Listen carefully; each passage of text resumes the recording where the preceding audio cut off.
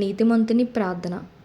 యాకోబు 5:16 మీ పాపములను ఒకనితోనొకడు ఒప్పుకొనుడి, మీరు స్వస్థత పొందునట్లు ఒకని కొరకు ఒకడు ప్రార్థన చేయుడి. నీతిమంతుని విజ్ఞాపన మనపూర్వకమైనదై బహుబలము గలదై యుండును అని దేవుని ఆత్మ వ్రాసియున్నందున ప్రార్థనలోని లోపములను నీతిమంతుల మూలముగా తీర్చుట మనము చూచుచున్నాము. మరియు నీతిమంతుడైన ఏలియా ప్రవక్త వర్షింపకుండునట్లు ప్రార్థన చేసెను, అలాగే వర్షింపలేదు.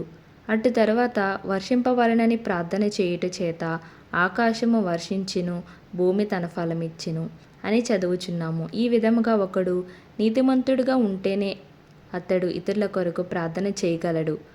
ఒకని జీవితము అవినీతిగా ఉండి ఇతరుల కొరకు ప్రార్థన మొదలుపెట్టినను అతడు ఆసక్తితో ప్రార్థన చేయలేడు.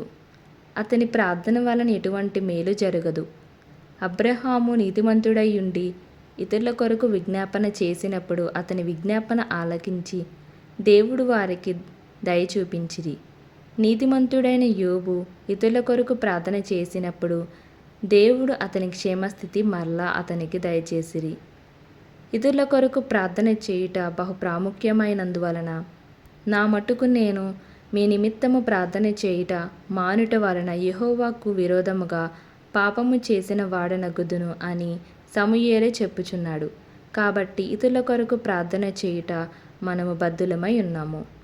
మీరు ఎల్లప్పుడూ నీతిమంతులుగా మిమ్ములను మీరు కాపాడుకొనుటలో తప్పిపోవద్దు.